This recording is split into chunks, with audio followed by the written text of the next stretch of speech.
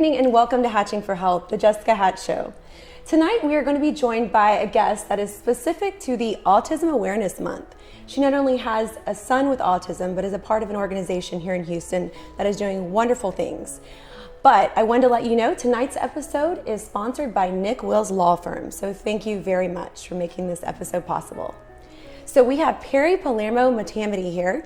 Thank you so much for joining us. It's my pleasure. Yeah, so you're a part of, actually, one of the board members of knowAutism, and that's spelled K-N-O-W autism, which is exactly what we want to know about. So tell us about how you got involved and, where things are at with that organization today. Okay, well, I became involved with a simple lunch from our founder, Tammy Nguyen, and she invited me to lunch. This is how everything always begins with Tammy Nguyen. And after lunch, I had agreed to be the gala chairperson, co-chairperson for our inaugural gala, along with Dr. Sippy Khurana. Wow. And ever since then have been on the board. That's great. So that's right in the infancy of the organization. It's even a part of it all along the way. So what made her choose you? Was it something related to you specific that connected y'all for autism? I think so.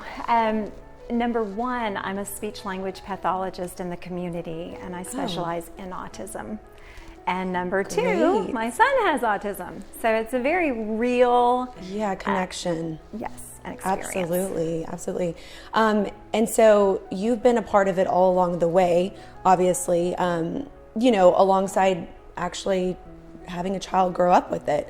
And he's been an adult for most of those years that's only 4 years back. So he's 21 now, you mentioned? Right. Okay.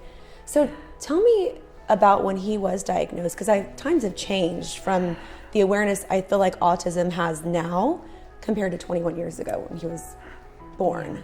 Yeah. He was diagnosed at the age of 3, whereas children now are diagnosed far earlier, 18 months. And that was a dark day.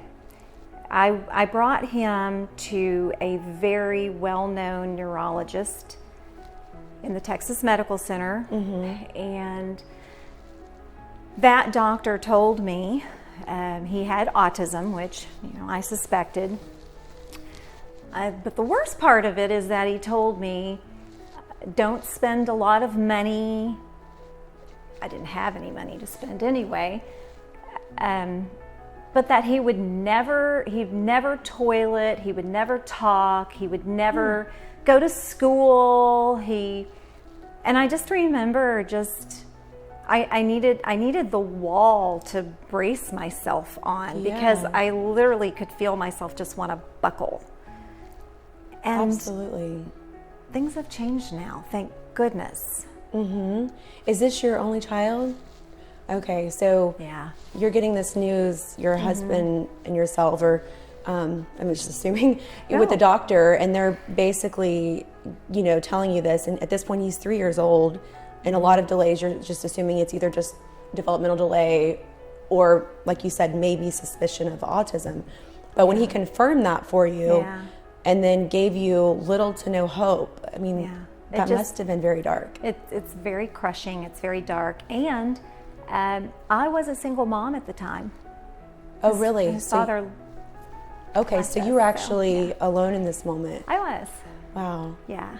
Yeah, so it was these were tough times, and thankfully things have changed in the way of, first of all, back years ago there was no autism. Yeah. There was no insurance to cover this.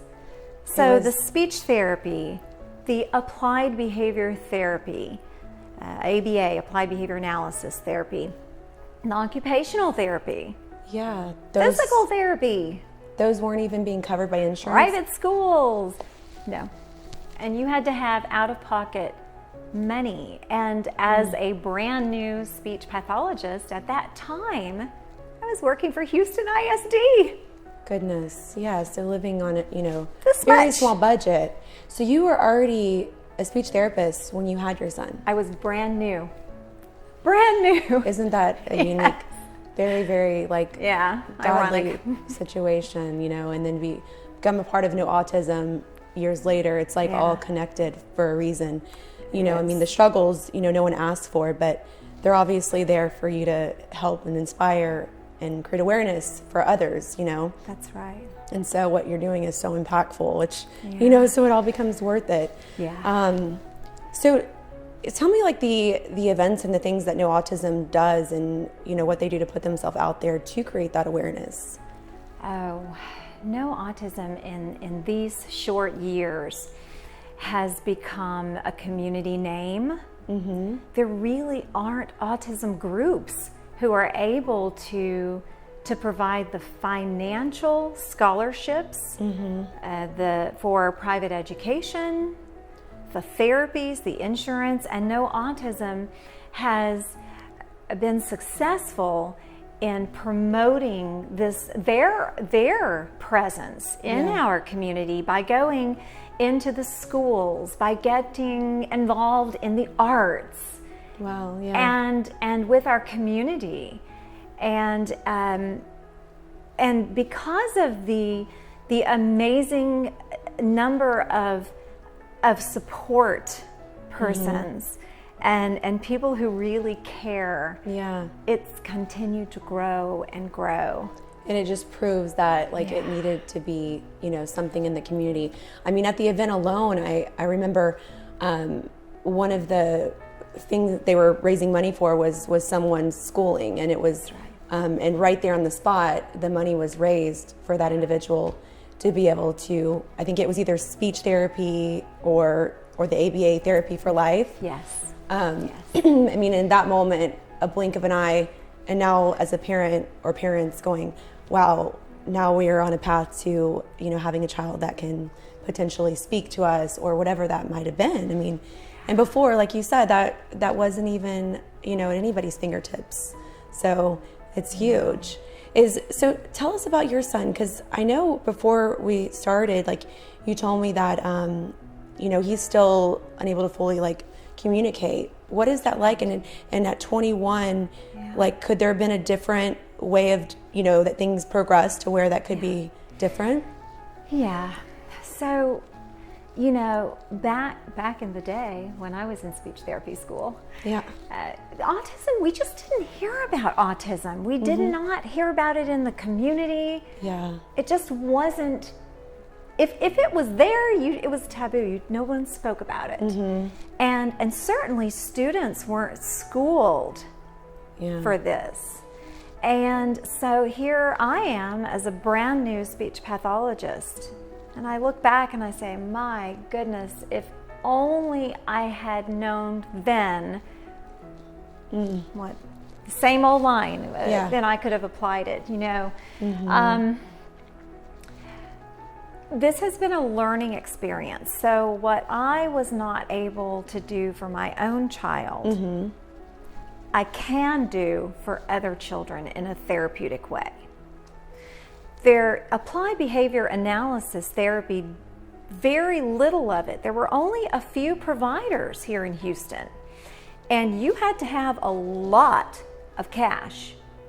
Really? Because it's it was out of pocket. You're talking anywhere from $60,000 to $100,000 a year for just applied behavior therapy. Goodness, yeah. That's not the other therapies that are so vitally important. And insurance was nowhere as it related to coverage. No, in 2014, Obamacare actually passed a law saying that the insurance providers had to cover this as a medically necessary therapy for autism. Oh, good. And so that's when 2014 is actually when it became covered. But it wasn't implemented really until 2015. It took a little bit. Okay. It took some time. So, you know, a conglomeration of failures happened with my son, that now children do have opportunities. In fact, Medicaid in Texas has passed a law saying it's going to cover the therapy, and guess what? We have yet to see this. Really? So that's so many individuals that, So we're waiting. Would be TikTok. able to. So with no autism, it doesn't matter if someone has insurance or not. Like, they're stepping in and saying, hey, because of our donors, we're actually going to be able to help get your child through the therapy they need. That's exactly right. Yeah. So while other systems may be failing, No Autism can come in. Some families don't have insurance, and No Autism can assist them with that process. Out-of-pocket maximums, deductibles, scholarships.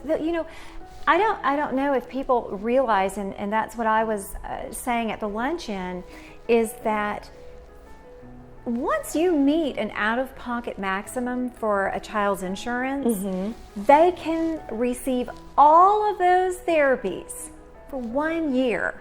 And No Autism, this is a big gift. Yeah, that is actually huge. And this is a gift that it does not end at that year, because the skills that child learns that year compound to the next and to the next and to the next. And it becomes just as even more valuable. And then with insurance changes, like that next year, it could be a whole different situation where there's not as much funding needed, but they got them to that next level. We do have to take a break, but I want to continue right back where we're at. Okay. And continue learning what y'all are doing and the growth that you're giving to children, as well as No Autism's growth. So we will be right back with you. During the break, you're actually going to see some footage from some of the events that No Autism has done around the community, and just get to know them a little bit better. And then we will be right back with you.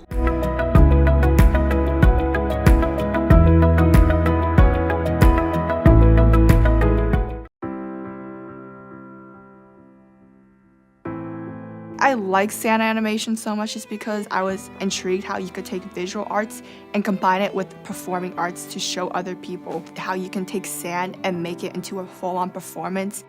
Sand animation is a group effort. Not only am I there performing on screen, there has to be music. The song is very much connected to the story.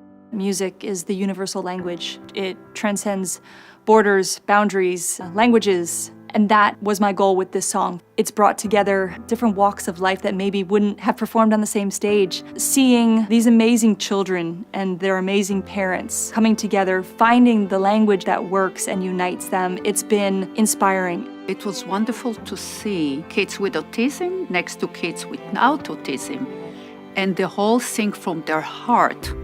They are so creative. You need to give them the stage and the opportunity to express themselves. Because there's tons of people on this earth and they're all so different, and to understand people is to understand life. It's important to be inclusive of everyone, especially kids with autism, because everyone is different. I Won't Let You Down really resonates with my family because my brother has autism and we won't let him down. Autistic children don't have a voice of their own. No Autism helps them get their voice by raising money so that them and their families can go to therapy. It feels really heartwarming to me because I love helping people.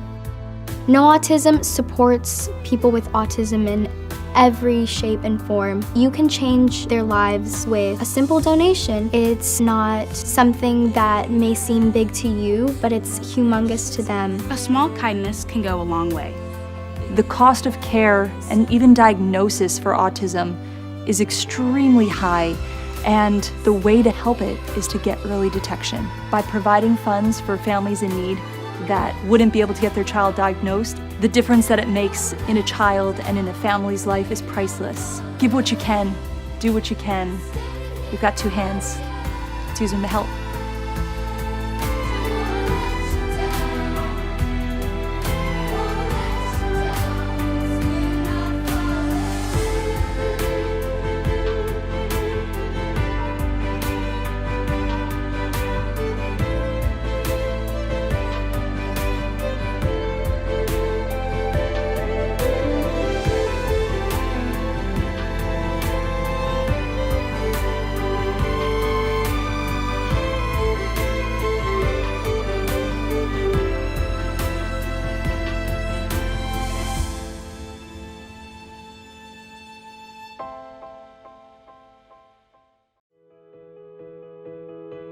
3.5 million people are living with autism spectrum disorder in the United States. Countless children go untreated due to the high cost of a diagnosis. Often their families feel like they're alone and that no one cares. I care. I care. I care. I care. I care. I care. Because autism doesn't. Autism doesn't care about the color of your skin. Autism doesn't care if you're rich or if you're poor. Autism doesn't care if you're a girl or a boy. Autism doesn't care if you're ready or not. I care because autism doesn't. I can make a difference. Together. Together, we can make a difference.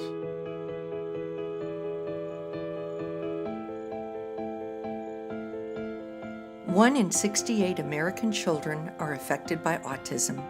When children are affected, we are all affected. Because you care. Be the light in the darkness. Together, we can make a difference.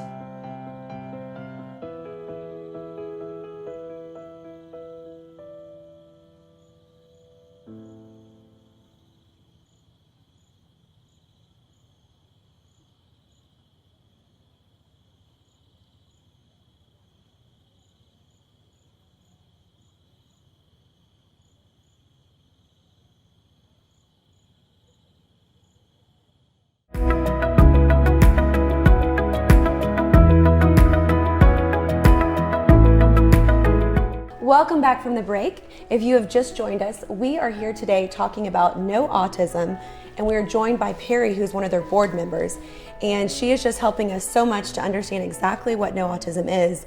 Before the break, we were touching on insurance coverage as it relates to, what it does and doesn't cover for autism, and the fact that knowAutism steps in, helping with potential large copays and out-of-pockets to get them those services, right?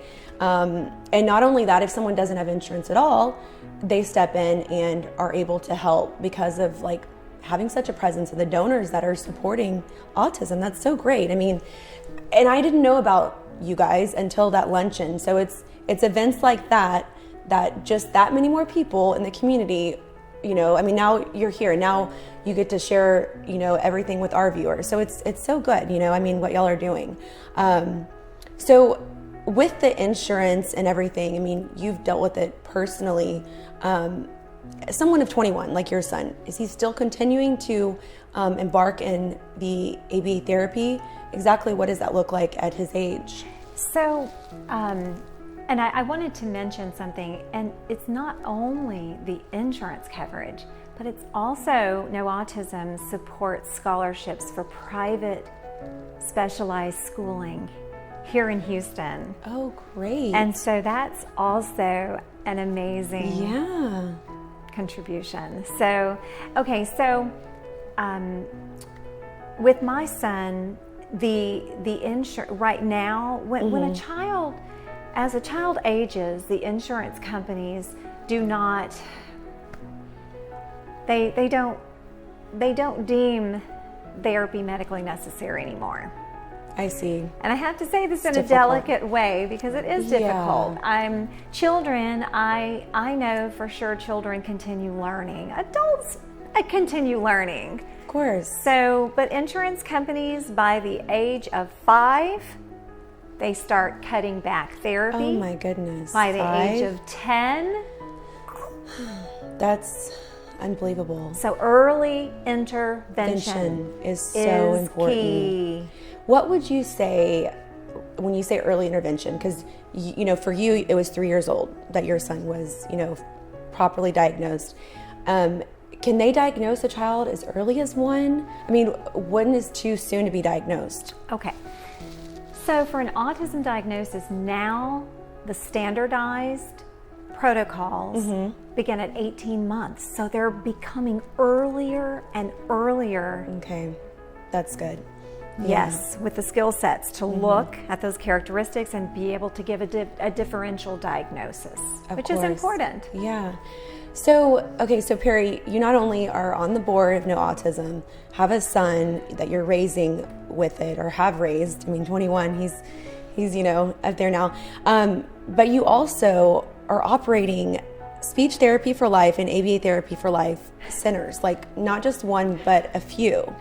I don't know how you have the time to do that as even a speech therapist. Are you one-on-one with kids in these as an operator?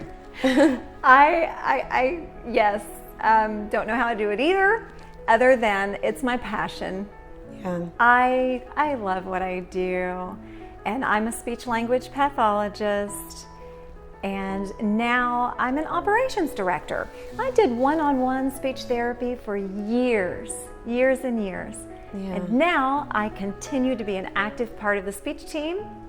I'm there for all of the evaluations. I review all of the reports. I can't let it go. So you know every child that y'all are helping. Like I do. Met with each and every one-on-one. I And do. is it 2 locations or? We are housed under one roof. Okay. And in fact, in October we moved to a very large clinical facility that will become a resource center with occupational therapy and that's incredible. Diagnosing team, which is needed. Yeah, where is this located? Is it? We are going to be right now. We are on the corner of Wesleyan and West Alabama. Oh my goodness, you're inside right the by loop. me. Yes. Yeah. So my facility is right at West Alabama and Edlow. Yes. We can walk. Yeah, you're right there. I Crazy. know. Okay, so that's where you're at now, and then in October, the new location is... We're moving closer to West Park and 59, a little bit more easy access. Yeah, still general vicinity, like Greenway Plaza. A little bit further towards the loop. Okay. So more closer to the Galleria, more centrally accessible by all of the freeways. That's great. And so now you don't have the occupational side. It's more focused on the ABA Therapy for Life and Speech for Life therapy. So you're adding that. We just brought on OT, occupational. That's great. great. And so right now, the speech therapy and the applied behavior analysis therapy is fully integrated. Okay. So we're very cross-trained. Yeah. And And now you're going to add that other. I mean, it seems like with autism, like almost all 3 are needed. Am I wrong to say that, or it's pretty much so now it's like they can come to one facility and get all 3. That's right. The attributions of that. So that's I mean that's incredible. So do you have several therapists there, and is it like a school like where they're there all day? Like we what have is lots and lots of therapists. Really? And the children are typically dropped off early in the morning. They work one-on-one all day long with a therapist, a skilled therapist, a licensed therapist. And you guys are, parents pay for this either out of pocket. Do y'all accept insurance yet? No out of pocket. It's all insurance. No one could afford out of pocket. Insurance, scholarships. Yeah, the scholarships that, if someone doesn't have insurance, then a scholarship from possibly Know Autism steps in and says, hey, we're going to cover Johnny Smith to come to you guys, or maybe they're on Medicaid and waiting for even that option to, come about, and so a sponsorship is needed. Well, I tend to tell Know Autism. I just kind of keep what I do separate. Yeah. And make sure that they refer to a list of skilled providers. Yeah. Don't just refer to me. Please don't. Of course. And you were telling me there's not a lot of places like yours, though. Maybe a handful in the city. I mean, how many options are there, like, in the, major metropolitan area? Like not going into Sugar Land and Katy. I mean, if people live right here and want to have that drop off of schooling, which most people do, they don't want to drive to a suburb. Is there how many options are there? Well, parents tend to want to go to clinics and therapists who are well known. They're usually referred by their pediatricians or the Texas Medical Center, which we are on those referral lists. Okay. And you know, reputation is everything, and how long. I've been doing this for over 20 years. Yeah. The clinical director has been doing it over 18 years. It's different when you go to a group of specialists who are really referred to as experts versus going to just someone who's nearby. And so we do have a lot of patients driving from Cypress and Katy and and actually bringing their children in. Okay. And these parents so that's are actually committed. fairly common. Yeah, they are driving an hour or more to drop their child off. They're going back that way. Wow. They're driving again to pick up. Yeah. So having all of the services under one roof is nice. Of course. And does this take place from them going to like elementary or junior high? Like this is their school. So this is where they're getting their education, and just it's that much more customized. Yeah, so Jessica, these children do not have those baseline skills that are needed to be able to be successful in a general curriculum. Yeah. So our goal is to create these mock classrooms so that they practice their classroom routines, but on a one-on-one setting. And then we want to cut that umbilical cord, send them to either a private specialty school where knowAutism can help out with that, or send them into mainstream. That's the great. goal. And so that actually does take place where they get to a point where they're comfortable going into a regular classroom, whether it's private or public schooling, and you've kind of like brought them to that point. Yes. So that's got to be like such a huge stepping stone when that happens for these children and families. So I know with the knowAutism, like a lot of events are going on. This past Sunday, I think, wasn't there a big art festival? I remember y'all talking about it at the luncheon. Yes, we had an amazing, so much fun art festival. And what we did was knowAutism donated art kits. Oh, how fun. To children with disabilities. And we exhibited artwork from more than 200 children in our community. Goodness. So they basically took it, created like their own painting, and then everyone came through to view it. And buy it. Oh, wow. How exciting. That's a fundraiser. Is that the first time y'all have done that? Yes. That's going to need to be an annual event. That just is so fun. For sure. Yeah. I mean, and autistic children, I feel like they're some of the best artists. Oh, yeah. Right? It's something about... all children have creative minds. Yeah, and like, I just feel like, they're so dialed in, and so I bet there's some beautiful pieces. Yeah. That is so great. It's a lot of fun. So if someone wants to be a part of knowAutism, or even find where it is that you have your behavioral these schools at, knowAutism.org. What is the website? It is KNOW. There's a dash, autism.org, but no, like autism.org. And so anyone can go onto the website and serve two purposes. This is what I would ask our community to become involved with. Definitely, if you come across any person, and the probability that every single viewer here is going to know of somebody, yes. Tell them about knowAutism. Reach out and say, hey, there's an organization in Houston. It's the only one.